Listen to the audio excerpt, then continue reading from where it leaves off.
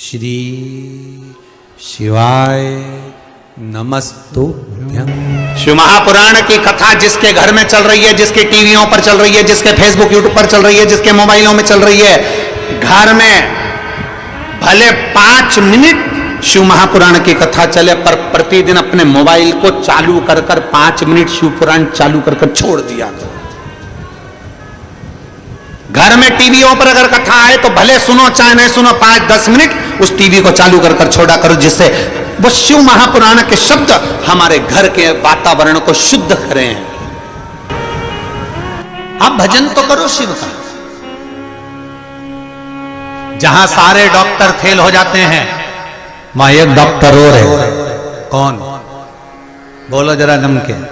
देव अधिदेव महादेव।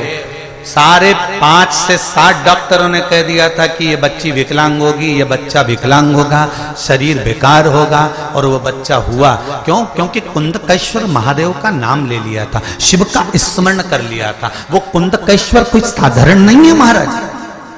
माता पार्वती जी ने जब विदल और उत्पल दोनों आ रहे थे, माता पार्वती को गलत दृष्टि से देख रहे थे, तब माता ने कुंदुक का प्रहार करा था, और वो कुंदुक का प्रहार करा तो विदल और उत्पल दोनों का संहार कर दिया, और शिवजी के चरणों में जाकर वो कुंदुक गिर गया, जिसके कारण शिवजी का नाम कुंदकेश्वर पड़ गया। स्वयं भगवान शंकर ने माता पार्वती से कहा था, पार्वती, जब मनुष्य रोग से ग्रसित होगा, यह मानव का शरीर जब रोगों से घिर जाएगा, तब तेरे फेंके हुए कुंदुक नाम का अगर वो स्मरण करेगा और कुंदकेश्वर का नाम लेकर 1 लोटा जल लाल चंदन मिलाकर मेरे शिवलिंग पर समर्पित करेगा, तो वो रोग से मुक्त हो जाएगा। ये कुंदकेश्वर, ये कुंदकेश्वर है, कोई साधारण नहीं है। भगवान शंकर का एक नाम का स्मरण करिए, भगवान शिव के एक नाम का स्मरण कर देखिए। साधु, सन्यासी, तपस्वी, साधक, उपासक जितने हैं उनका स्मरण करिए।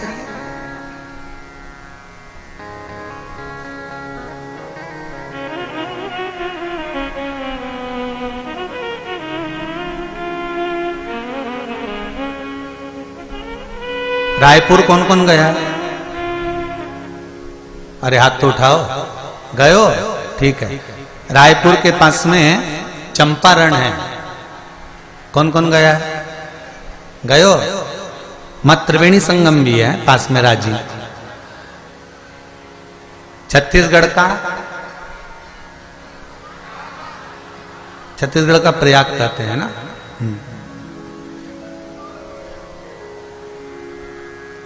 चंपारण में चंपेश्वर महादेव दर्शन किस किसने करे? जरा हाथ उठाओ। कने सभी ने? श्री महाप्रभु जी श्रीमद वल्लभाचार्य जी की बैठक जी पर जब हम जाते हैं तो चंपेश्वर महादेव पढ़ते हैं।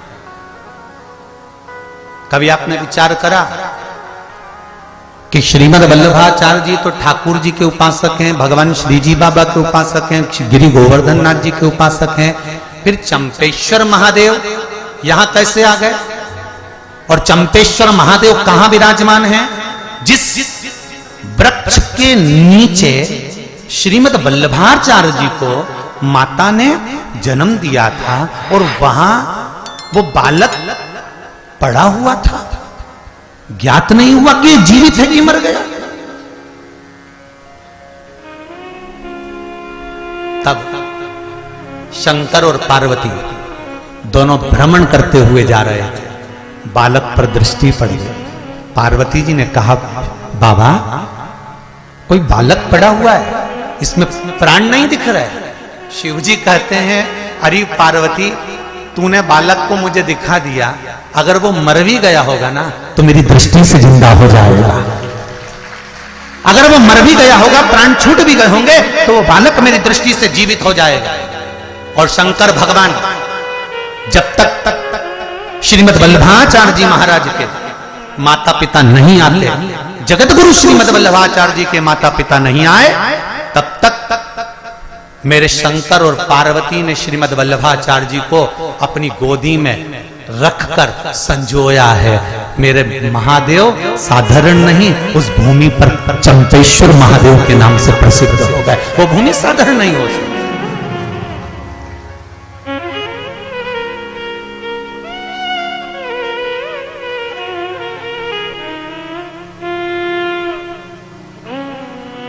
सहज क्या है?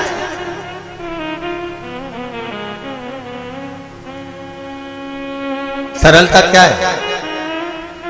कभी मौका मिले तो शिव मंदिरों का स्मरण करिए, शिवालयों का स्मरण करिए, शिवलिंगों का स्मरण करिए कि भारत की भूमि पर जो जो शिवलिंग है, वृंदावन की भूमि पर जाइए, गुप्तेश्वर महादेव मिलेंगे, गोपेश्वर महादेव मिलेंगे, भूतेश्वर महादेव मिलेंगे, चकलेश्वर महादेव मिलेंगे, यमुनेश्वर महादेव मिलेंगे। ब्रज की धरा पर, ब्रज की भूमि पर जाकर जरा दर्शन तो करो। शंकर के एक एक स्वरूप का दर्शन करना और उनका स्मरण करना कि शंकर का स्वरूप क्या है। वो तो कथाओं के माध्यम से इतना समय नहीं मिल पा रहा है, नहीं तो लोगों के तो बहुत फोन आते हैं कि गुरुजी एक बार वृंदावन में कथा करिए, यहाँ पे इतने सारे शिवलिंग हैं, उनका वर्णन करिए, हम सब सुनना चाहते हैं और प्रयास करेंगे।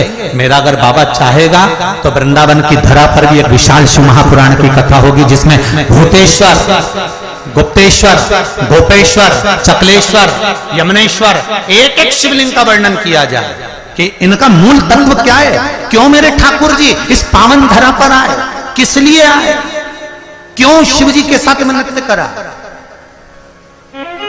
क्यों विष का कटोरा वहां पहुंचाया, क्यों अमृत का कलश वहां पहुंचाया, कारण क्या था।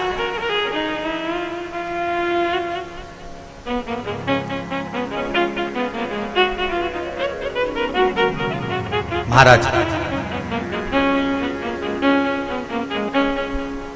करो पशुपति व्रत, करो शिव का स्मरण। और एक बात और याद रख लो, अगर पशुपति व्रत भी नहीं कर सकते, शंकर के मंदिर के अंदर नहीं जा सकते, एक लोटा जल नहीं चढ़ा सकते, वो भी नहीं कर सकते, तो शिव के मंदिर के दरवाजे से सामने से निकल जाओ। वो भी नहीं कर सकते तो शंकर के मंदिर का शिखर का दर्शन कर लो, सर्व पाप नाशनम। शिखर का दर्शन कर कर भी आपको फल मिल जाएगा, शिखर का दर्शन करने के बाद भी आपको सुख मिल जाएगा, उसके बाद भी आनंद मिल जाएगा। एक पत्र में लिखा है किसी बहन ने, देखिए, पूर्णिमा दिलीप साहू है, मेरा निवास स्थान नागपुर है, कहीं बैठे हो कहा तो ऊंचा करिएगा। आपको पत्र लिखकर, आप ही हैं, दोनों हाथ हिला दीजिए एक बार जरा, दोनों हाथ। एक तो बहुत बहुत धन्यवाद, पत्र बड़ा डिजाइन का भेजा उसके लिए, हो बहुत सुंदर पत्र भेजा है, इसके लिए बहुत बहुत साधुवाद। पत्र में आपने लिखा है, दीदी हम महाराष्ट्र नागपुर में रहते हैं, जहां पर जमीन को खरीदना बड़ा कठिन काम है। गुरुजी सब जगह से जब हार गए थे, परिवार वालों का मन था कि थोड़ी जमीन अपने पास भी होना चाहिए, पर महाराष्ट्र के नागपुर जैसे क्षेत्र में जमीन लेना बहुत कठिन काम था। गुरुदेव पशुपति व्रत के बारे में सुना था और वो व्रत करना प्रारंभ करा। उस व्रत की कृपा क्या हुई कि बाबा ने ऐसी कृपा कर दी कि गुरुदेव पशुपतिनाथ का व्रत किया और कई वर्षों से जमीन खरीदने का स्वप्न था। जैसे ही मैंने पशुपतिनाथ का व्रत किया, मेरे तीसरे ही सोमवार को जमीन का सौदा पूर्ण हो गया और बाबा ने मुझे जमीन दिला दी। मैं उनको बहुत बहुत धन्यवाद देना चाहती हूँ। ये शिव कृपा। बैठो बहन, हर हर शिव कृपा होती ही ऐसे। एक ने लिखा है,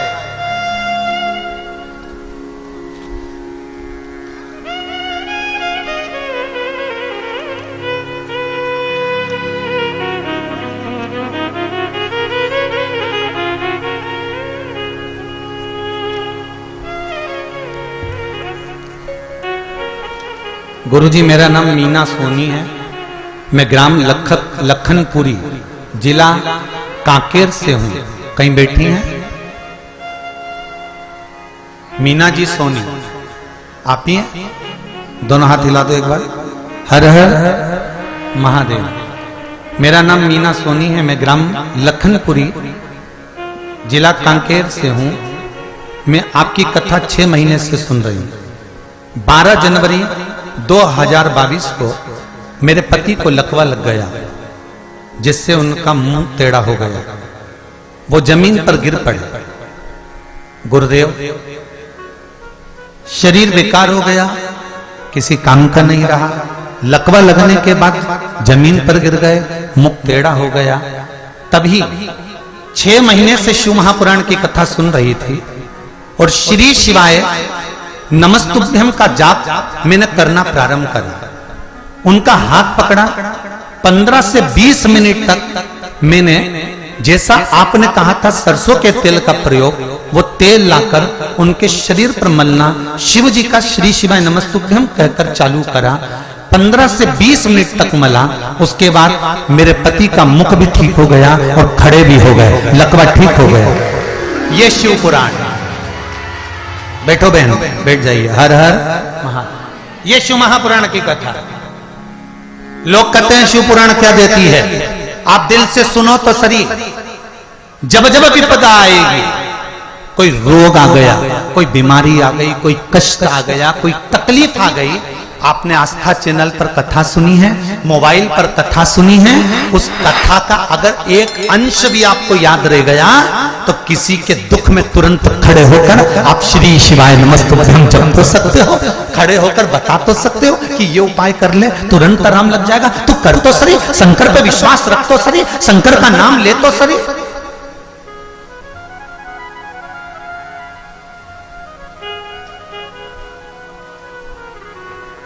अरे भाई, उसको भजो तो।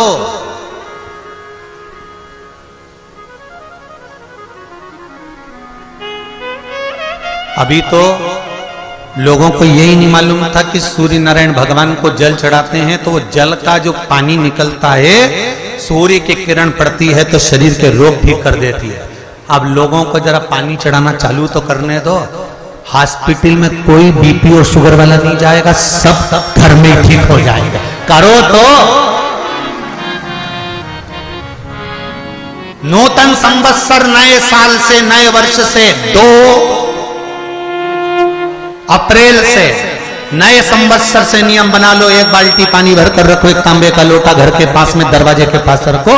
घर के व्यक्ति से कह दो जब जाओ, जब जाकर जल चढ़ाकर शिव जी को जाना।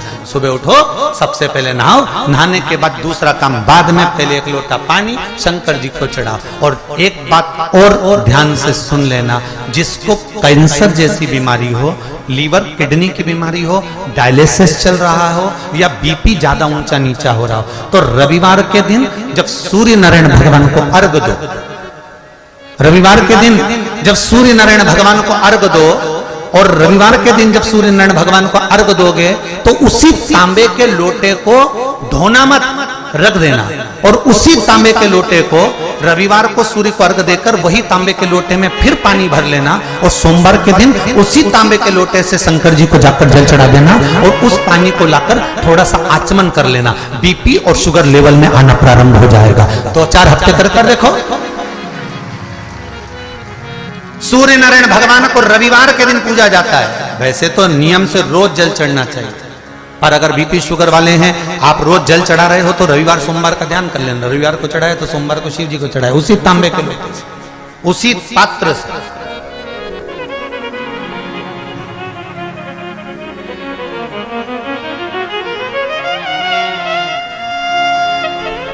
शिव आराधना में एक चीज और याद रखिए कि अहंकार मत आने दो।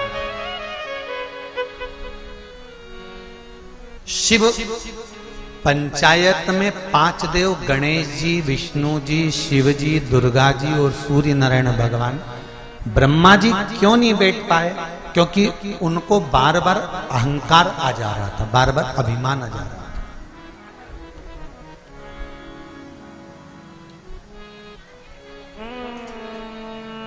सब कुछ आए पर हम नहीं आना चाहिए।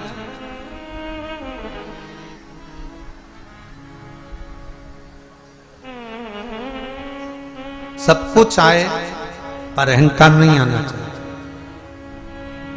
धन कितना भी आए, कितनी भी सत्ता, कितना भी वैभव हो जाए, अहंकार मत आने देना।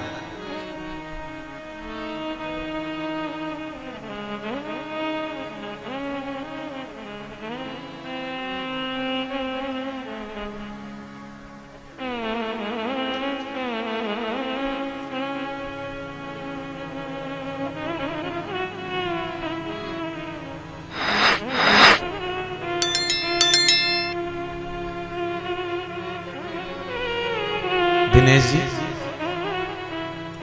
हम इस व्यासपीठ से आपका बार बार नाम नहीं लेना चाह रहे थे, पर एक भक्त ने पत्र ही लिख दिया आपके लिए। कोई संजय कुमार जी सिन्हा है, पड़ोसी गांव बोरी रड़ी छुरिया से। हाँ, तुम समझ गए ना, बस बहुत है, ठीक है। अब बोई रेडी है ना। एक काम करते हैं, 2-4-8 दिन के लिए आ जाते हैं तो हमको छत्तीसगढ़िया सिखा देंगे, ठीक है।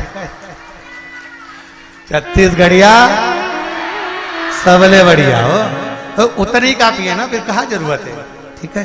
तो इन्होंने लिखा है, गुरुदेव, जिन साहू परिवार में कथा हो रही है, दिनेश जी साहू, ईश्वर जी साहू, वर्षों से रिटर्न बड़ा बाबा, वर्षों से बाबा भोलेनाथ बैजनाथ धाम झारखंड में प्रतिवर्ष सैकड़ों भक्तों को यहां से लेकर जाते हैं गुरुदेव, और शिव जी का दर्शन कराते हैं।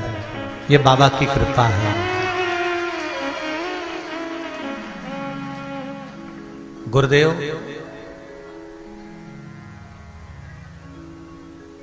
दिनेश भाई एवं उनका परिवार शिव भक्त, शिव भक्ति के कारण यह कार्य संभव कर पाया। इन्होंने झारखंड के बैजनाथ जी का दर्शन किया होगा ना गुरुदेव, और बाबा ने कृपा करी होगी ना, इसलिए हमको लगता है कि देवादिदेव महादेव ने, शंकर ने कृपा करी है शिव महापुराण के लिए। एक बात बताएं, मां कर्माबाई के पुत्र हो आप सब।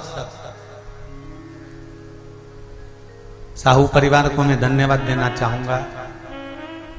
इतनी बड़ी कथा को करवाने के लिए लोग ना जाने कितना कितना चंदा इकट्ठा कर लेते हैं महाराज, पर धन्यवाद दूंगा साहू परिवार को, दिनेश जी, ईश्वर जी और आपके पूरे परिवार को। इतनी दुकानें लगी हैं, पूरे गांव के अंदर दुकानें लगी हैं भक्तों के लिए, और दुकान वाले इनके पास आकर पूछे कि हम कितना रुपया दें तुमको दुकान लगाने का। इन्होंने एक शब्द कहा कि तुम्हें जितना कमाना है कमाओ, हमको 1 रुपया नहीं चाहिए, आप तो शिव का गुणगान गाओ।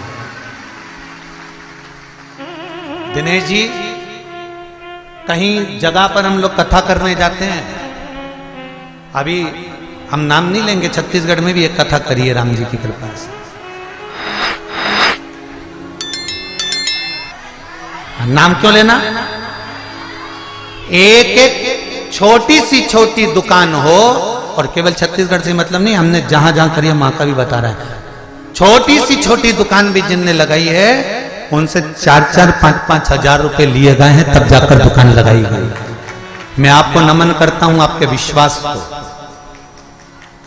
बाबा ने कितना दिया और कितना नहीं दिया मुझे नहीं मालूम, और कितना आपके पास में और कितना नहीं है मुझे उससे भी कोई मतलब नहीं। मुझे तो शिव महापुराण करना थी, बाबा ने करवाई।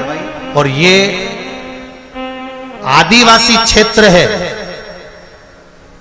और जिस आदिवासी क्षेत्र में शिव महापुराण की जरूरत हो और मेरे सनातनियों को जगाने की जरूरत हो, उस जगह पर तुम्हारा यह बेटा बैठा हुआ है। जब चाहो जब बुलाओ, जाओ।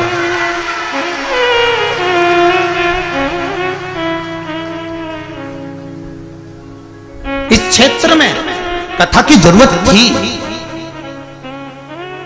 इस क्षेत्र में कथा की बहुत जरूरत थी। यहां लोग भटक रहे थे, शंकर को नहीं जान पाए।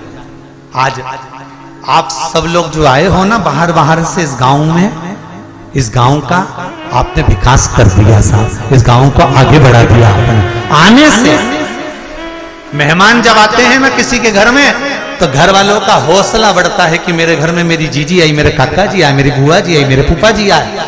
पर जब इस हौले के कोसा गांव के अंतर्गत, हलेकोसा के अंतर्गत जब आप आए हैं, तो यहां पर आने से आप लोगों ने गांव का एक एक घर का एक विश्वास बढ़ा दिया है। आप लोगों ने विश्वास जागृत कर दिया है इस गांव के अंदर, जो ऊर्जा दी है आपको, बहुत बहुत धन्यवाद। दिल से कथा है, एक साधारण छोटी सी दुकान, वो भी छोटे से गांव में, और छोटी सी दुकान के अंतर्गत छोटा सा काम काज करना, ये तो शिव ही करा सकता है, किसी की सामर्थ्यता नहीं है। और वो जो करता है उसके सिवाय कोई नहीं कर सकता। एक पत्र कितना सुंदर आया है, कोई सिस्टर मैडम ने लिखा है,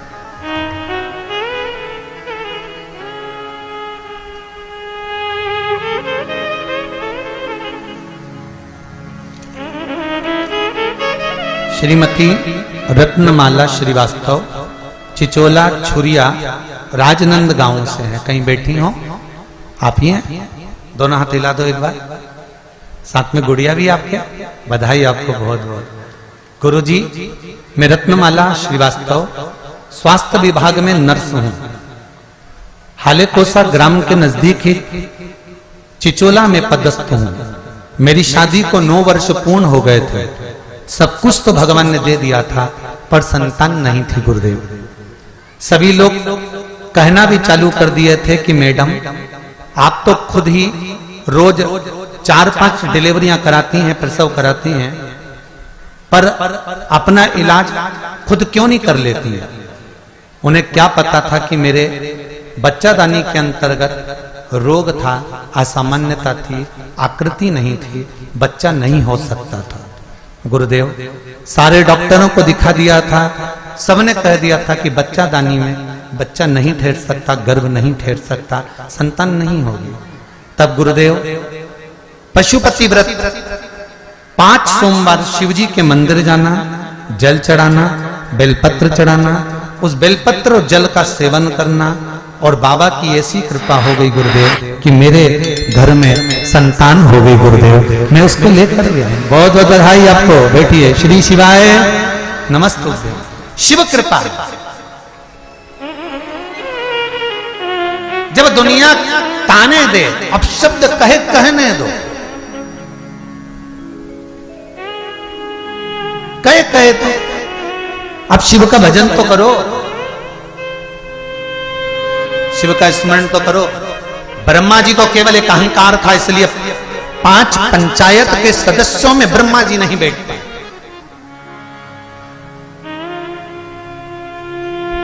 आप और हम अगर अभिमान में आ जाएंगे तो हम भी 5 सदस्यों में नहीं बैठ पाएंगे।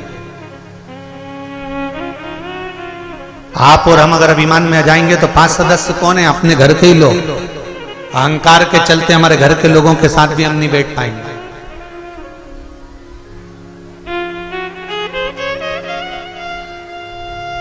जब अभिमान टूटता है तब सुख मिलता है। महाराज, ब्रह्मा जी को अहंकार था। ब्रह्मा जी ने पूछा सूर्य नारायण भगवान से, मैंने सृष्टि का निर्माण नहीं करा तो ये सृष्टि किसने बना दी? जब मैंने सृष्टि नहीं बनाई तो ये सृष्टि किसने बनाई? एक बार ब्रह्मा जी को अहंकार आ गया और ब्रह्मा जी ने कह दिया कि मैं सृष्टि का निर्माण ही नहीं करूंगा। और ब्रह्मा जी बैठ गए मौन होकर, चुप होकर, स्तुप्त होकर।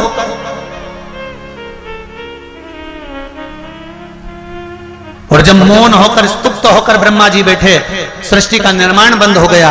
सृष्टि बनाने वाला कोई नहीं था। ब्रह्मा जी चुप होकर बैठ जाते हैं। देवता घबराने लगते हैं। सृष्टि बनाएगा कौन? सृष्टि का निर्माण कौन करेगा? सृष्टि को आगे कौन बढ़ाएगा? ब्रह्मा जी तो मौन हो गए। पर अच्छे का अहंकार नहीं रहा तो ब्रह्मदेव का नहीं टूटेगा। वही हुआ। एक इंदु नाम के ब्राह्मण थे, उनके यहां कोई संतान नहीं थी। महाराज,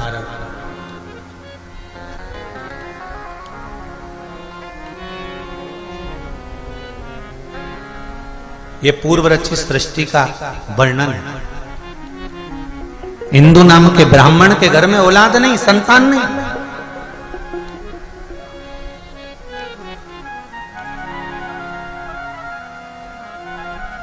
और जब संतान नहीं हुई इंदु नाम के ब्राह्मण के यहां, तब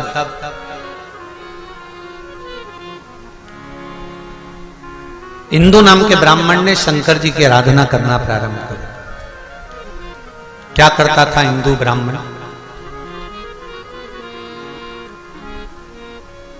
बेल के वृक्ष के नीचे जाता, शिवलिंग का निर्माण करता, पूजन करता।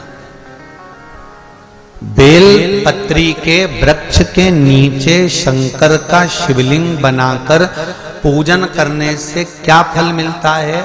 तो कहा बेलपत्री के वृक्ष के नीचे पार्थिव शिवलिंग का निर्माण कर कर जब हम पूजन करते हैं, बेलपत्री के पेड़ के नीचे की ही मिट्टी को लेकर जब हम शिवलिंग बनाते हैं और बेलपत्री के पेड़ के नीचे ही जब हम पूजन करते हैं, तो बेलपत्री के वृक्ष में जितनी पत्तियां होती हैं उतने शिवलिंग के पूजन का फल हमको प्राप्त हो जाता है। सहस्त्र शिवलिंग,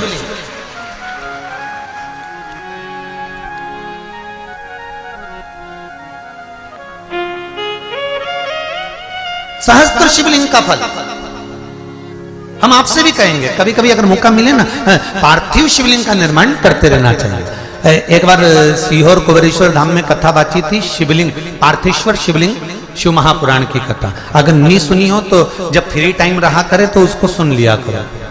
पहले बहुत सारी शिव पुराण की कथा बाची है, पार्वती, सती, उमा, गंगा। अभी शिव पंचायत चल रही है। इसके बाद में जो रायसेन में होगी, भोपाल से 40 किलोमीटर की दूरी पर, वहां जो कथा होगी वो त्रिपुंड शिव महापुराण की कथा होगी। वो कथा पूरी होने के बाद में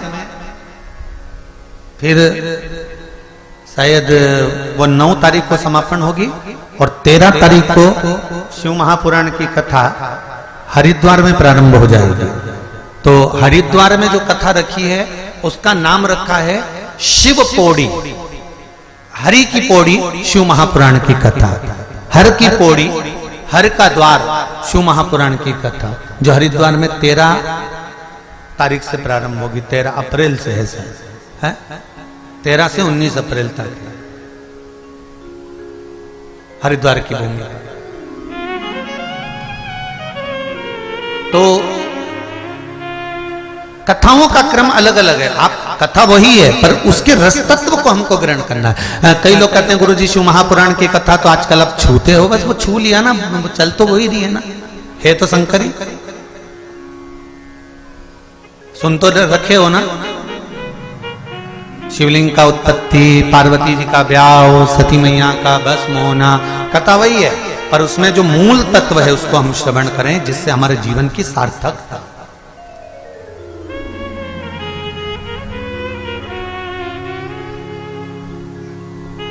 हरिद्वार में 13 अप्रैल से कथा होगी। वो ऋषिकेश रोड पर शिव कोठी है कोई, वहां उस कथा का क्रम रहेगा। हैदराबाद का कोई परिवार है वो करा रहा है। महाराज शिव कथा कह रहे हैं।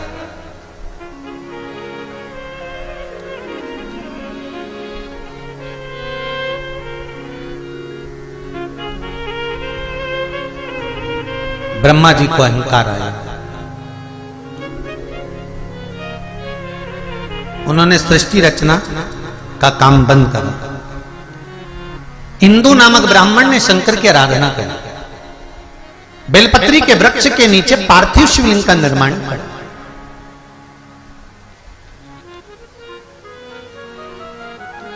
जैसे पीपल के वृक्ष के नीचे लव और कुश ने हनुमान जी को बांध दिया था। हनुमान जी एक एक पीपल के पत्ते को गिन रहे थे और राम राम बोल रहे थे। पत्ते को गिनते जाएं और राम राम बोलते जाएं। उसी तरह जब हम बेलपत्री के वृक्ष के नीचे पार्थिव शिवलिंग का निर्माण करते हैं और उसका पूजन करते हैं, तो उस वृक्ष में जितने पत्ते होते हैं उतने शिवलिंग का फल हमारे भाग्य में लिखा जाता है। उसको कहते हैं सहस्त्र शिवलिंग का लाभ। हमारे पार्थिव शिवलिंग की पूजन का लाभ हमारे भाग्य के अंतर्गत हमारी किताब में लिखा जाता है। क्या आपने हजारों शिवलिंग का पूजन किया? आप में से कितने लोग हैं जो पार्थिव शिवलिंग बनाते हैं? हाथ उठाओ जरा। बनाते हो पार्थिव शिवलिंग? रोज नहीं बनाओ तो 6 महीने में एक बार बनाओ। 3 महीने में बनाओ, 2 महीने में बनाओ, महीने में बनाओ, नहीं बने तो श्रावण महीने में बनाओ, पर पार्थिव शिवलिंग का निर्माण करना चाहिए। भले साल में एक बार करो, पर करो।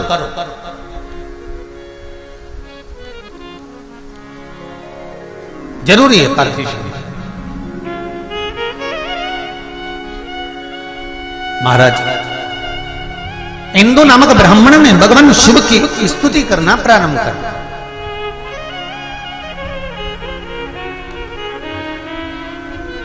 हाँ, ये हरिद्वार की जो कथा है वो शिव फार्म, हरिद्वार में जो कथा होगी 13 अप्रैल से 19 अप्रैल तक आस्था चैनल पर आएगी, वो 1 बजे से 4 बजे तक। शिव फार्म, भूपत वाला रोड, हरिद्वार।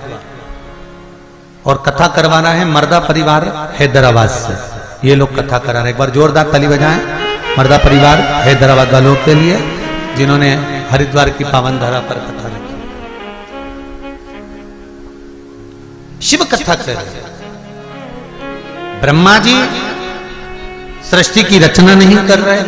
इंदु ब्राह्मण एक लोटा जल का लेकर जाता है, बेलपत्री के वृक्ष के नीचे पार्थिव शिवलिंग का निर्माण करता है, पूजन करता है, उसका विसर्जन करता है। शिव जी प्रसन्न हो गए, मांग तुझे क्या चाहिए। पार्थिव शिवलिंग जब सांसारिक मनुष्य अपने हाथों से निर्माण करता है ना, स्वयं पार्थिव शिवलिंग का निर्माण किसी दूसरे से नहीं करवाना चाहिए। आजकल पार्थिव शिवलिंग का निर्माण नई नई डिजाइन से लोग करने लगे, ये अलग बात है, परंतु नियम पार्थिव शिवलिंग का जो नियम है, आजकल तो लोग भगवान का मुख बनाते हैं या वो अन्य स्वरूप बनाते हैं, पर पार्थिव शिवलिंग का जो निर्माण का विधान है, आप जैसा ब्रह्मा और विष्णु ने शिवलिंग प्रकट करा था, बस वैसा ही वैसा शिवलिंग भगवान शंकर का प्रकट कर लीजिए, वैसा कि वैसे ही शिवलिंग का निर्माण कर लीजिए। और शिवलिंग का निर्माण आप स्वयं अपने हाथों से करिए। क्यों? क्योंकि लिंग पुराण के अंतर्गत आता है, जब सांसारिक मनुष्य अपने हाथों से किसी ब्राह्मण के साक्षी में बैठकर स्वयं यजमान जब शिवलिंग का निर्माण करता है, तो उसके हाथ की अगर कोई रेखा बेकार भी है तो शिवलिंग को बनाते बनाते वो रेखा सुधर जाती है। वो रेखा का निर्माण अगर गलत भी हो गया है तो वो सवर जाता है।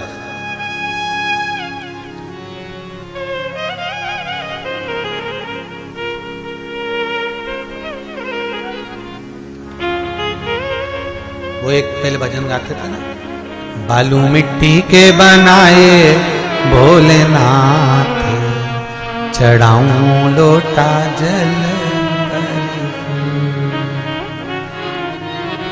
बालू मिट्टी के बनाए भोलेनाथ, चढ़ाऊं लोटा जल।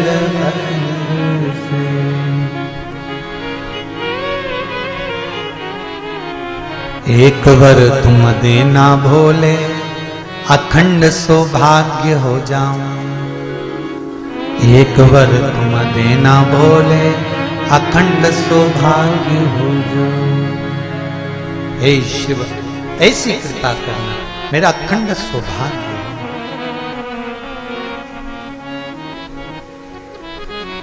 दूजा वर ये देना भोले, गोदी लाल खिलाऊं। दूजा वर ये देना भोले, गोदी लाल खिलाऊं। मेरे बाबा, दूसरा वर ये देना पार्थिव शिवलिंग के निर्माण से कि मेरी गोदी में लाल हो।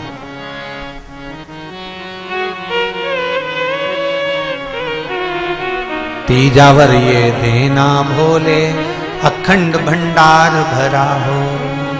मेरा घर भंडार भरा हुआ हो, सुख समृद्धि वैभव प्रतिष्ठा यश कीर्ति सब समाहित।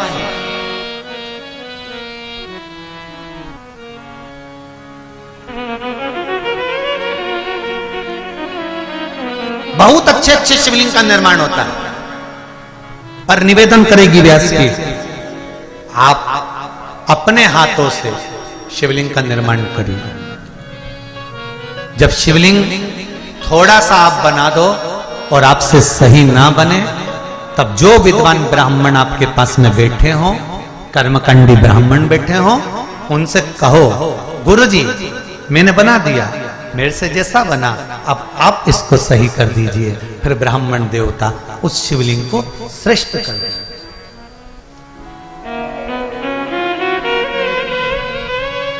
हमें बहुत सारी पूजन करना नहीं आती, थोड़ी करो। और ये मत सोचो कि गलत हो जाएगी तो भगवान रूठ जाएंगे। नहीं नहीं नहीं नहीं, भगवान तो रूठते ही नहीं। ये कर्माबाई का चरित्र कितना सुंदर कहता है। कर्माबाई जी को आज माता कर्मा जी की जयंती है। आप सभी को माँ कर्मा जयंती की बहुत बहुत बधाई हो। माँ कर्मा के जन्म दिवस की बधाई है। संपूर्ण साहू समाज को बहुत बहुत बधाई, और साहू समाज को ही नहीं, संपूर्ण विश्व को मां कर्मा जैसे भक्त की प्रागट्य की बधाई है, जिन्होंने भगवान जगन्नाथ को आवाज लगाती थी और भगवान जगन्नाथ भोजन करने आ जाते थे।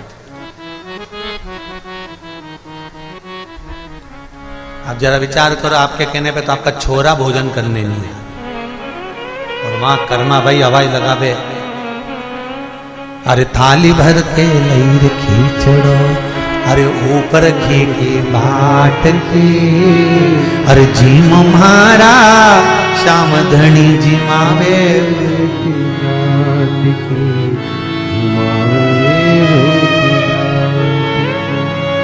ये जो कर्माबाई का स्वरूप दर्शन कर रहे हो, ये कर्माबाई का जगन्नाथपुरी का स्वरूप है। कर्माबाई का असली स्वरूप कैसा था? जब वो गांव में रहती थी, पिता रामनाथ जी, कर्माबाई 2 चोटी करती थी, लंबा लंबा चोटी, लहंगा 36 कली का, चोली, सिर पे एक छोटी सी चूनर डाल के रहती थी कर्माबाई, माथे पर एक बिंदी, होठों पर लाली थी कर्माबाई, कानों में छोटे से पिताजी ने बुंदे लाकर दे दी तो वो पहनी थी कर्माबाई, गले में तुलसी की माला पड़ी थी कर्माबाई के, छोटी सी 6 वर्ष की कन्या। और बाबा कहते हैं, माँ कहती है, सुन हम खेत जा रहे हैं, काम बहुत सारा पड़ा हुआ है, घर में ठाकुर जी की सेवा है। इतने बड़े लड्डू गोपाल थे, लड्डू गोपाल मतलब आगे बैठे ना, ऐसे लड्डू गोपाल, छोटे से कन्हैया, और तू सुन इनकी सेवा कर देना, और सेवा कर कर इनको भोग धरा देना। हाँ, और बाबा और माँ चले गए। कर्माबाई 6 साल की, इसको तो भोजन बनाना आता नहीं था। अब 6 साल की लड़की कितना भोजन बनाए। माँ को देखा था उसने भोजन बनाते हुए कि माँ खिचड़ी अच्छी बनाती थी, पर उसको खिचड़ी बनाना भी नहीं आता था। उसने सोचा खिचड़ी कैसे बनाए। माँ एक बर्तन रखती थी, बर्तन में पानी डालती थी, चावल डालती थी, दाल डालती थी, नॉन मिर्ची डालती थी, खिचड़ी बनाती थी। कर्माबाई ने भी एक इतना बड़ा बर्तन रख दिया, उसमें 1 कटोरी चावल डाल दिया, 1 बाल्टी पानी, चावल 1 कटोरी, बाल्टी भर के पानी, थोड़ा नमक, थोड़ी मिर्ची, और कर्माबाई भगोने को हिलाने लगी, चूल्हे पे रख के हिलाते हिलाते हिलाते हिलाते दोपहर हो गई, पर कर्माबाई की खिचड़ी नहीं बनी, क्योंकि वो खिचड़ी की जगह चावल का मार तैयार हो गई, कपड़े कलप देने वाला झोलिया तैयार। कर्माबाई ने देखा खिचड़ी नहीं बनी। कर्माबाई गई पड़ोस वाली काकी के पास में, काकी बाबा और मैया तो बाहर गए, खिचड़ी कैसे बनाते हैं? काकी ने कहा 2 गिलास पानी डालो, थोड़ा 1 कटोरी चावल, जिसको नहीं आती हो खिचड़ी बनाना लिख लो, 2 गिलास पानी, 1 कटोरी चावल, आधी कटोरी दाल, थोड़ा नून, थोड़ी मिर्ची, धीमी आंच में रख के उसको पका ले। कर्माबाई ने पकाया, खिचड़ी तैयार हो गई। दोपहर के 2 बज गए कर्माबाई को बनाते बनाते। इसने तुरंत खिचड़ी को थाली में उंडेला, उंडेलने के बाद उसमें गुड़ की खोड़ी रख दी, घी की बाटकी बीच में रख दी, और थाली ले जाकर भगवान के सामने रख दी। और भगवान से कर्माबाई क्या बोली? हे मेरे ठाकुर, जल्दी जल्दी खा ले, जितनी भूख तुझे लग रही है उससे ज्यादा मुझे लग रही है। ठाकुर बाबा बोल कर गए हैं भोग लगा देना, मैया कह कर गई है भोग लगा देना, इसलिए तेरे सामने धरी है। तू जी में तो जद में जीमू, मानो ना कोई लाट की, और जीम हमारा श्याम धनी जी मावे। हाथ जोड़ के बैठ गई, जल्दी जीम लेना हो, भगवान के आगे हाथ जोड़ के बैठी। जैसे ही हाथ जोड़ के बैठी इतने में तो जो पीतल की मूर्ति थी भगवान की पाषाण की, उसमें से भगवान ये 6 साल की वो 4 साल का प्रकट हो गया। 4 साल के मेरे ठाकुर प्रकट हो गए और 4 वर्ष के भगवान कृष्ण सामने आके बैठ गए। और जो कर्माबाई ने आंख खोली, खोलते से ही देखा और देखते से भुकुटियों से पूछा। भगवान भी भुकुटी हिला रहे, कर्माबाई भी भुकुटी हिला रही। इतने में कर्माबाई ने हाथ जोड़ के पूछा, ईमानदारी से बोल दे तू कौन है?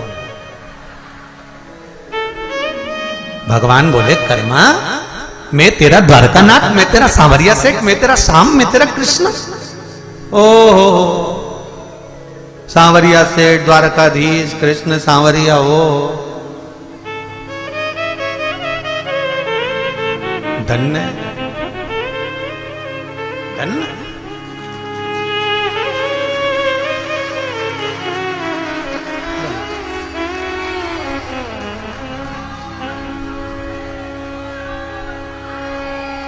बाद में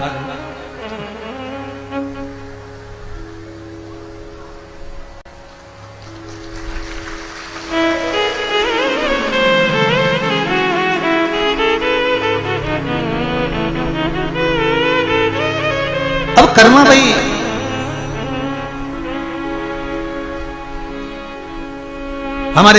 हमारे कर्मा भगवान को देख रही है। भगवान और कर्मा जब भगवान को देखी तो कर्मा भाई ने पूछा कि अरे कहां से आया है? भगवान बड़े प्रेम से बोले, तूने मुझे प्रेम से बुलाया इसलिए मैं प्रेम से आया। तूने प्रेम से बुलाया ना इसलिए प्रेम से आया। कर्माबाई ने कहा, कौन से गांव का रहने वाला है? भगवान बोले, मैं और गांव का, मैं तो ब्रज का रहने वाला हूं। अच्छा, क्या नाम है तेरा? कृष्ण। अच्छा, अपने आप को कृष्ण कहता है, तेरे को शर्म नहीं आती है? भगवान बोले, मेरा नाम कृष्ण है तो कृष्ण नहीं कहूंगा। काय के लिए आया है? भगवान बोले, भोजन करने आया, खिचड़ी बहुत जोरदार बनी है। कर्माबाई ने कहा, तूने तो खाई नहीं, तुझे कैसे मालूम कि अच्छी बनी? जब तूने खिचड़ी खाई नहीं तो तुझे कैसे मालूम? तुझे पता कैसे खिचड़ी कैसी बनी? नहीं नहीं नहीं, कर्मा मुझे तो पाना है।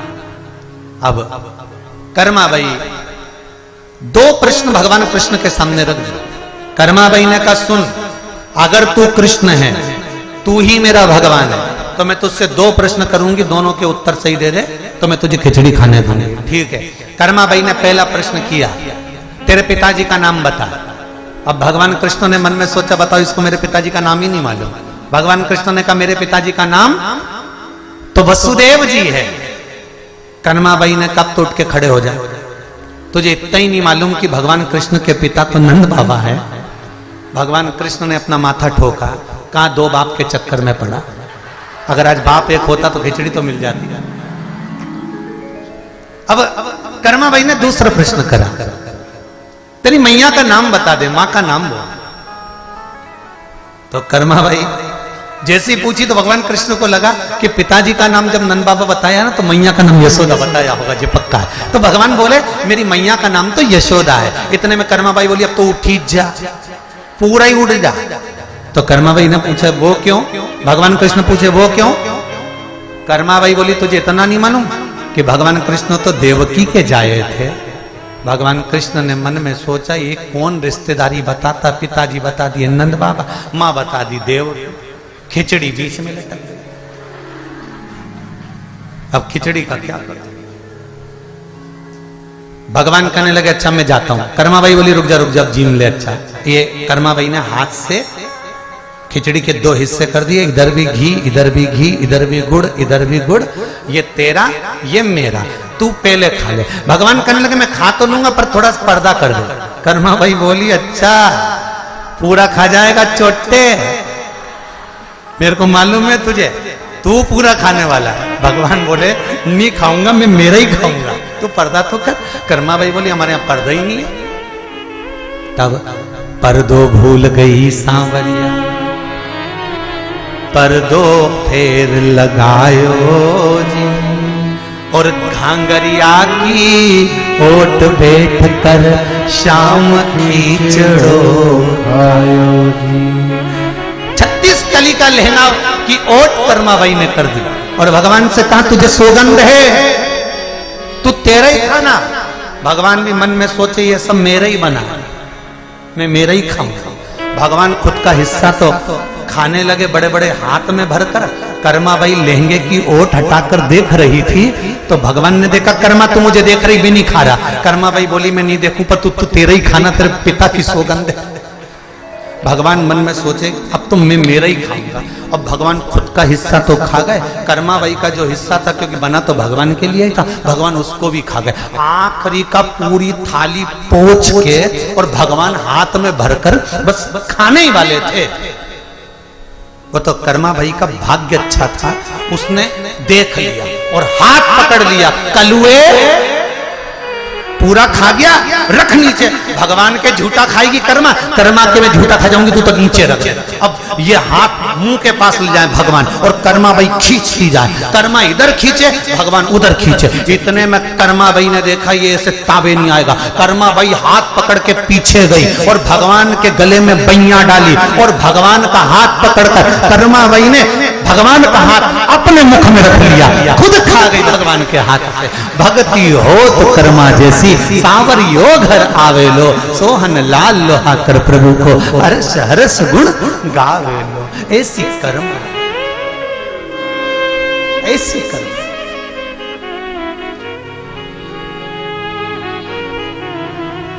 अरे थाली भर कर लई रे खींचड़ो, ऊपर घी की बाट की, जीमो मारा श्याम धनी जिमावे बेटिया जात की, जिमावे थाली भर कर खिचड़ा रखा है, खाए सो। आप सभी को, संपूर्ण राष्ट्रवासियों को, संपूर्ण सनातनियों को मां कर्माबाई के जन्म दिवस की बहुत बहुत बधाइयां हैं। बहुत भाग्यशाली हो आप सब। मां कर्मा के जन्म दिवस का आनंद, ब्रह्मदेव का अहंकार तोड़ने के लिए महाराज भगवान ने इंदु के घर में, भगवान शिव कहते हैं इंदु तुमने ये बेलपत्री के वृक्ष के नीचे इस सुंदर शिवलिंग का निर्माण करा है, और निर्माण करा, इस शिवलिंग का पूजन किया। इस शिवलिंग का मैं तुम्हें वर देता हूं, तुम्हारे यहाँ एक नहीं 10 पुत्र होंगे। और इंदु के घर में 10 पुत्र हुए। ब्रह्मा जी का अभिमान तोड़ने के लिए शंकर भगवान ने 10 पुत्र दे दिए। वो 10 पुत्र जब बड़े होने लगे तो इंदु पिता के प्राण छूट गए। बेटों ने विचार करा अपने पिता के लिए क्या करा जाए। तब बेटों ने विचार करा अपने पिता के लिए क्या करा जाए। तब अपने पिता के लिए, उनका नाम चलाने के लिए इन 10 ने 10 सृष्टि का निर्माण कर दिया। अब जरा विचार करिए, ब्रह्मा जी सूर्य देवता से पूछ रहे हैं कि ये सृष्टि किसने बनाई, तो सूर्य देवता कहते हैं कि जब ब्रह्मदेव आपने सृष्टि नहीं बनाई तो ये 10 सृष्टियां अलग अलग बनी हैं, ये इंदु ब्राह्मण के पुत्रों ने बनाई। ब्रह्मा जी का अभिमान, ब्रह्मदेव का अहंकार टूट गया। और महाराज अहंकार में दीन गए, धन वैभव और वंश, ना मानो तो देख लो रावण कौरव और कंस। अभिमतता में चले जाए। ब्रह्मदेव का अभिमान, इसलिए शिव पंचायत में 5 देवताओं में ब्रह्मा नहीं है। महाराज ब्रह्मदेव नहीं है। पहले नंबर पर कौन है, बोलते जाओ। गणेश जी, दूसरे पर भगवान विष्णु, तीसरे पर भगवान शंकर, चौथे पर मां दुर्गा और 5वें पर भगवान सूर्य नारायण। शिव पंचायत के ये 5 देव।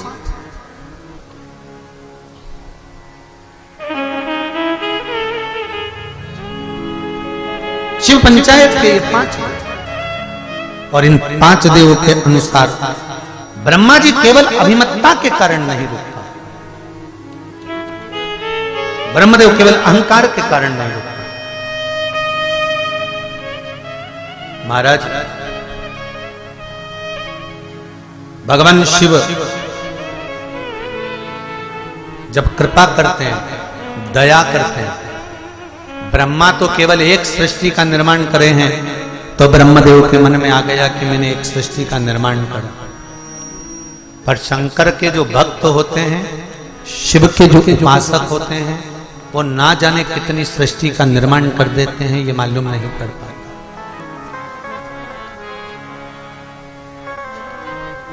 एक बात अपने जीवन में उतार कर रखिए। परसों की कथा में कहा था कि आप अपना कर्म करे जाओ। आपने क्या कर्म करा है, कैसा कार्य किया है, आपके कर्म को दुनिया स्वयं याद करेगी। आप अपना कर्म करो। आप अच्छा करते हुए आगे बढ़ेंगे, आपको दुनिया खुद याद करेगी। श्रेष्ठ कर्म की ओर आगे बढ़ेंगे, आपको खुद याद किया है। कल एक प्रसंग चल रहा था राजा सहस्त्रबाहु का।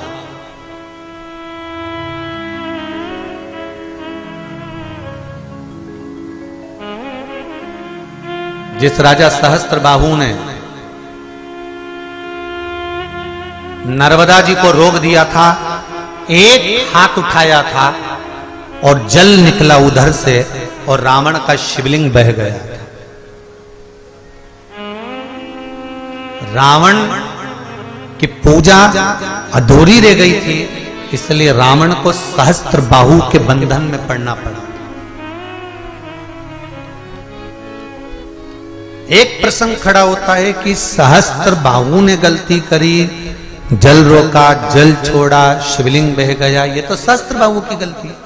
शिव महापुराण कहती है जब कोई धर्म के लिए आगे बढ़े, सत्कर्म के लिए आगे बढ़े, नेक कर्म के लिए आगे बढ़े, हमारे सनातनी धर्म को जब अग्रणता का भाव लेकर जाए, कोई सनातन धर्म को अग्रणता की ओर लेकर जाए, कोई धर्म की ध्वजा को आगे बढ़ाकर लेकर जाए, तो शिव महापुराण की कथा कहती है कि प्रयास करना आप कि बन सके तो उसको आगे बढ़ाने का प्रयास करना, रोकने का नहीं। सहस्त्रबाहु ने रोकने का प्रयास, सहस्त्रबाहु ने एक गलती कर दी कि नर्मदा जी के जल को रोककर एक हाथ उठाया और हजारों हाथ में से एक हाथ उठाकर नर्मदा का जल उधर से भेज दिया जहां पर शिवलिंग रखा हुआ था। रावण का शिवलिंग पानी में बह गया। रावण को तो भोगना पड़ा कि सहस्त्रबाहु के बंधन में पड़ना पड़ा, पर सहस्त्रबाहु को क्या भोगना पड़ा, तो वो भी शिव पुराण कहती है। वो भी शिव पुराण कह रही है कि रावण जब लंका अधिपति रावण चले गया, तब जमदग्नि जो वन में निवास कर रहे थे वहीं से सहस्त्रबाहु जा रहे थे। जमदग्नि जी ने सहस्त्रबाहु का सम्मान किया, उनको खूब खिलाया पिलाया, आदर सम्मान सत्कार दिया। तो सहस्त्रबाहु के मन में आया इतना सारा राजसी ठाट इस जंगल में कहां से आया, तो मालूम पड़ा कि यह कामधेनु ने दिया। कामधेनु स्वयं सहस्त्रबाहु मांगने लगे, जमदग्नि जी ने नहीं दिया। आखिरी में जमदग्नि जी से कामधेनु सहस्त्रबाहु छुड़ा कर ले गए। थोड़ी देर बाद परशुराम जी आ गए। परशुराम जी ने आकर पूछा, क्या बात है पिताजी, आप मौन क्यों हो, आप चुप क्यों बैठे हो? परशुराम जी ने जैसे ही पूछा तो जमदग्नि जी ने कहा कि मेरी कामधेनु गाय को सहस्त्रबाहु ले गए। बीच रास्ते में सहस्त्रबाहु जी को रोका परशुराम भगवान ने। युद्ध प्रारंभ हुआ। सहस्त्रबाहु की जब भुजाएं कटना प्रारंभ हुई, एक एक भुजा जब सहस्त्रबाहु की कटने लगी, तो दत्तात्रेय भगवान को सहस्त्रबाहु ने याद किया। दत्तात्रेय भगवान आकर खड़े हुए, बोलो सहस्त्रबाहु क्या बात है? सहस्त्रबाहु कहने लगे, मैंने आपकी आराधना करी है, पर एक बात तो बताओ, इतनी भुजाएं मुझे मिली है, आज मेरी भुजाएं क्यों कट रही हैं? भगवान दत्तात्रेय ने कहा, सहस्त्रबाहु तुमने एक गलती कर दी थी। जब रावण शिव की पूजन कर रहा था, उसकी पूजन पूरी नहीं हुई थी और तुमने जल का वेग छोड़कर शिवलिंग को पानी में विसर्जन कर दिया था। जैसे पानी में शिवलिंग गया और गोल गोल घूमकर सब कुछ ठंडा हो गया, तुम्हारी भी जितनी भुजाएं हैं ये सब कटकर गिरेगी और तुम्हारे प्राण छूटेंगे। शिव महापुराण की कथा कहती है, शंकर की कोई आराधना करे, पूजन करे, पार्थिव शिवलिंग का स्मरण करे या शिव मंदिर में पूजन करे, निवेदन है बन सके साथ दीजिए, नहीं बन सके तो हाथ जोड़कर चल दीजिए, पर विघ्न नहीं। महाराज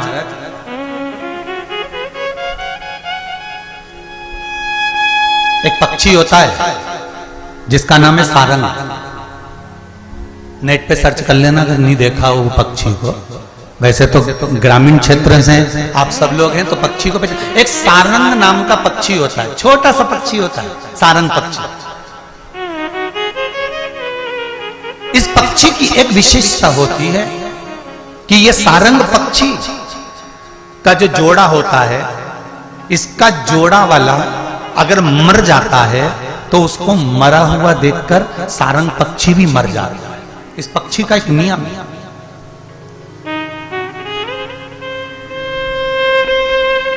एक सारंग पक्षी होता है, वो पक्षी अपने जोड़े को, जिसके साथ में उसका जोड़ा होता है, और जोड़ा अगर मर गया होता है और उसने मरे हुए जोड़े को देख लिया कि मेरा साथ वाला मर गया है, तो सारंग पक्षी भी मर जाता है। ये पक्षी है जो अपने वाले के लिए प्राण त्याग देता है, और एक संसार में रहने वाला मनुष्य दिन रात भगवान से विनती करता रहता है कि डोकरी कम मिले और चाबी कम मिले, वो कम मरे और चाबी कम मिले, ये कम निपटे और हमारा काम हो, ये कम मरे और हमारा काम हो, ये कब जाए और हमारा काम हो। इंतजार करते हैं।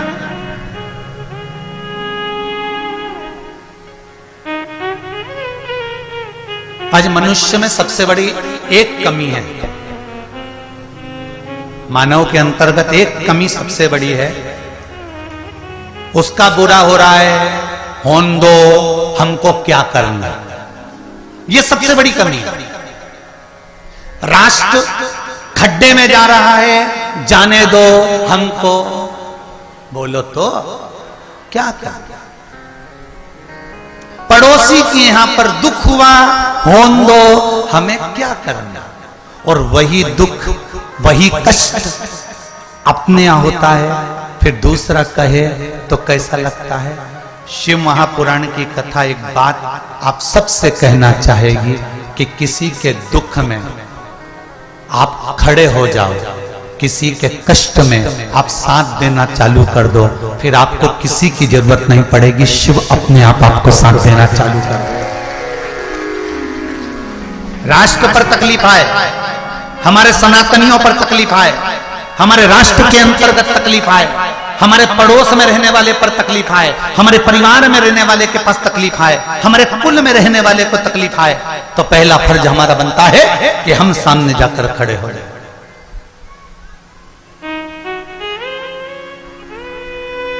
और एक बात पहले भी कही है, आज फिर इस व्यासपीठ से कहना चाहूंगा, आप स्वीकार करो तो अच्छी बात है। दान करने से पहले 50 जगह पर दान करना, दान करने से पहले यह विचार करना कि हमारे परिवार में कोई दुखी तो नहीं है। अगर परिवार में कोई दुखी है तो वो दान उस दुखी व्यक्ति के इलाज में या उसकी पढ़ाई में लगा देना।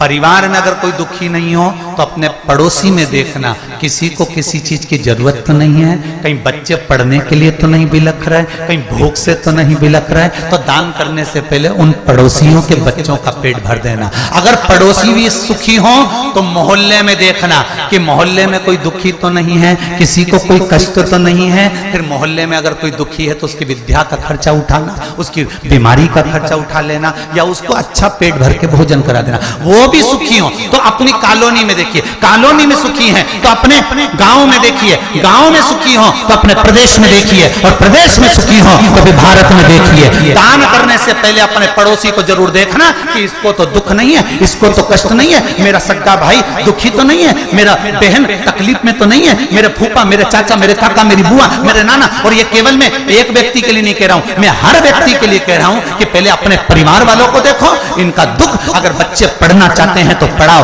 बेटियां पढ़ना चाहती हैं उनको पढ़ाओ, अगर कहीं बीमारी में पैसा लग रहा है तो लगाओ, और कहीं उसका भला हो सकता है तो करो। इसके बाद तुम्हारी मर्जी पड़े, कहीं दान, कहीं पुण्य, कहीं सत्कर्म करना। ये साहू परिवार कथा करवा रहा है, साहू परिवार कथा करवा रहा है। साहू जी बैठे हुए हैं, पूरा परिवार बैठा हुआ है। ये साहू जी का परिवार, कभी एकांत में हम चले भी जाए ना तो एक बार पूछ लेना कि सीहोर वाले महाराज ने कथा करने की दक्षिणा तो नहीं मांगी थी कहीं, एक बार पूछना जरूर इनसे। कहीं महाराज जी ने करोड़ों में, लाखों में, धन में, वैभव में कहीं मांग तो नहीं लिया। और कई लोग कहते हैं इतना बड़ा कुबेरेश्वर धाम बन रहा है, तो कुबेरेश्वर धाम बनाने वाला मेरा देवाधिदेव महादेव है, दूसरा कोई नहीं बना सकता। सीहोर वाले महाराज की सामर्थ्यता नहीं है कि कुबेरेश्वर धाम को बना ले। वो तो शंकर आपके हृदय में बैठता है, कहीं आपके बच्चों का जॉब लग जाता है, कहीं बीमारी में पैसा लग रहा हो तो बच जाता है, कहीं बच्चे अच्छा काम करने लगते हैं, व्यापार चलने लगता है, शरीर में रोग नहीं रहता तो आपका मन कर जाता है कि मैं थोड़ा सा दान कर दूं। वो दान आपका कुबेरेश्वर महादेव में लगता है, तब कुबेरेश्वर महादेव का मंदिर का निर्माण हो रहा है।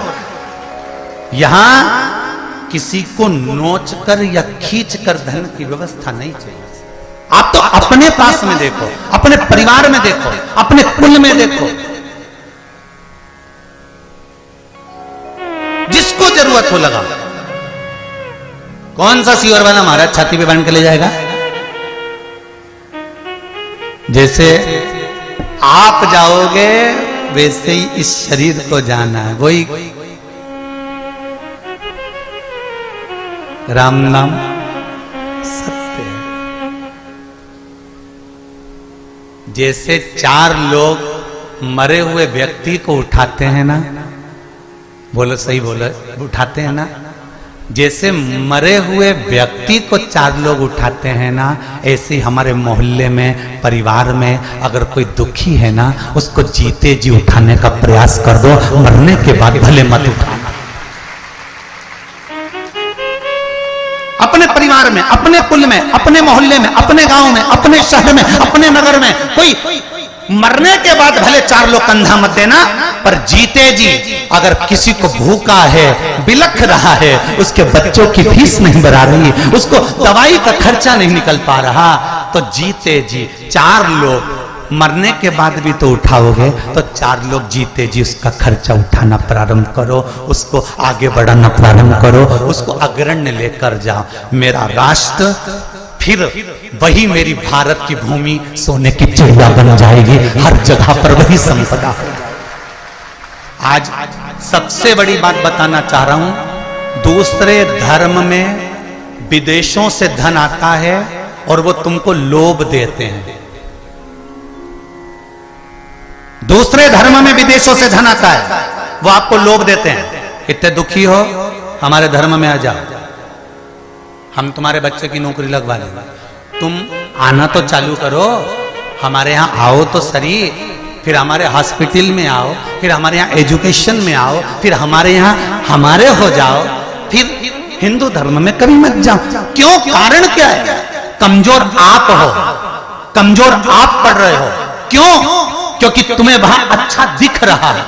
अगर चार लोग मोहल्ले के, परिवार के किसी गरीब को साथ देना चालू कर देंगे तो यह पक्का है कि मेरा सनातन टूटेगा नहीं और दूसरी जगह नहीं जाएगा, दूसरे धर्म में प्रवेश नहीं करेगा। आप उसको जोड़ने का प्रयास तो करो।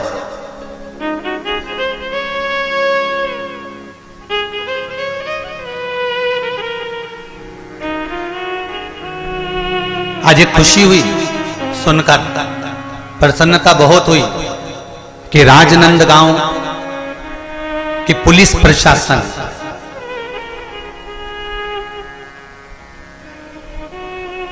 राजनांदगांव की पुलिस प्रशासन, इस बात की प्रसन्नता है मुझे, यहां के प्रशासन को धन्यवाद दूंगा मैं और पुलिस प्रशासन को धन्यवाद दूंगा कि राजनांदगांव की पुलिस प्रशासन एक मुहिम छेड़ कर रखी है, एक कार्य छेड़ कर रखी है नशा मुक्ति के लिए। नवयुवक टीम को जगाती रहती है कि नशा क्यों करते हो, नवयुवक बच्चों को बताती रहती है कि नशा क्यों करते हो, किस लिए करते हो। इस नशे के बल पर तुम्हारा परिवार टूट रहा है, इस नशे के बल पर तुम्हारा जीवन नष्ट हो रहा है, इस नशे के बल पर घर के जवान की जवान बच्चे बर्बाद हो रहे हैं। ये पुलिस प्रशासन एक मुहिम छेड़ कर रखी है। एक बार जोरदार ताली बजाएं राजनांदगांव। प्यारे भक्तों, आज की श्री शिव महापुराण कथा के अध्याय में हमारे पूज्य श्री पंडित प्रदीप जी मिश्रा ने जो भी उपाय बताए हैं, अगर आप इन उपायों को अपने जीवन में निरंतर करते हो तो आपको अवश्य ही लाभ प्राप्त होगा। तो भक्तों, इसी के साथ आज की श्री शिव महापुराण कथा के अध्याय को यही समाप्त करते हैं। मिलते हैं एक नए अध्याय के साथ, तब तक के लिए हर हर महादेव। प्यारे भक्तों, अगर आपने अभी तक हमारे चैनल को सब्सक्राइब नहीं किया है तो प्लीज चैनल को सब्सक्राइब करके कमेंट बॉक्स में हर हर महादेव लिखकर अपनी हाजिरी भगवान शिव शंकर जी के चरणों में अवश्य लगाएं। और श्री महापुराण कथा का भाग 2 देखने के लिए हमारे चैनल को सब्सक्राइब करके कमेंट बॉक्स में हर हर महादेव अवश्य लिखें और वीडियो को दिल से लाइक जरूर करें। तो भक्तों, मिलते हैं एक और नई कथा के साथ, तब तक के लिए हर हर महादेव।